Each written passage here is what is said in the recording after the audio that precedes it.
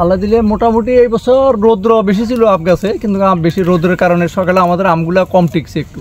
তারপরে যদি কম টিকে থাকে আল্লাহর রহমতে একটু পাতলা হলে আম কিন্তু ভালো। রূপালী আমগুলো সকল আমে যদি একটু পাতলা হয় তাহলে আমগুলা মেচুইড হয়, অথচ আমগুলা আকৃতি সুন্দর হয়। তো এই আকৃতি সুন্দর হলে আল্লাহ দিলে যাই আছে মোটামুটি ভালো আছে।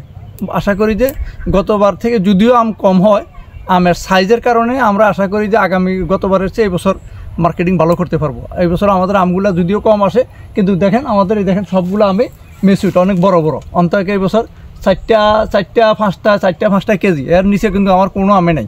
কিন্তু ক্যাট বলতেই নাই, ক্যাট এই বছর কোনো আম হবে না আশা করি, নাই ক্যাট এই বছর নাই। তো আশা করি যে গত বছর থেকে এই বছর মার্কেটিং ভালো করতে পারবো আমরা, যদি আল্লাহ যদি দেয়। আমার এখানে জায়গা তো আমার টোটালি বাগান আছে 66 থেকে 70 খানি হবে আনুমানিক, কখনো এগুলো মাপি নেই। তো সকল জাতের আমে আছে এই বছর।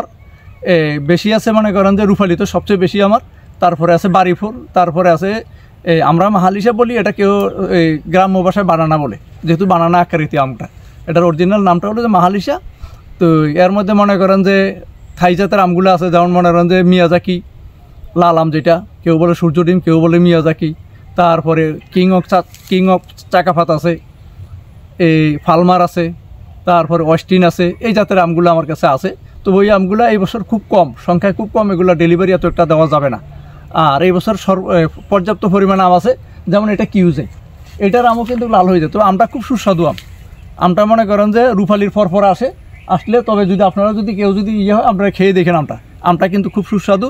আমার থেকে লাগে যেন এটা মনে করেন যে বাড়ি ফরেস্টের মিষ্টি খুব আমটা, এরকম মনে হয়। এটা আমার কাছে ভালো লাগছে।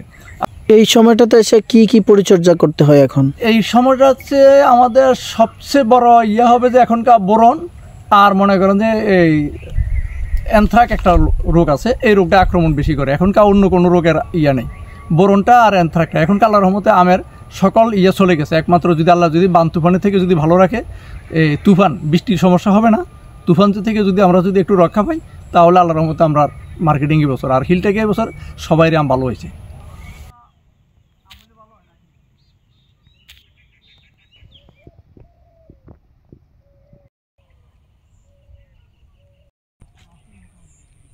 দর্শক এতক্ষণ শুনছিলেন এবং দেখছিলেন খাগড়াছড়ি জেলার মানিকছড়ি উপজেলার সেমপ্রুপাড়া এলাকায় গড়ে ওঠা সবচেয়ে বড় আমবাগানের মালিক জনাব আবু তাহেরের কথা।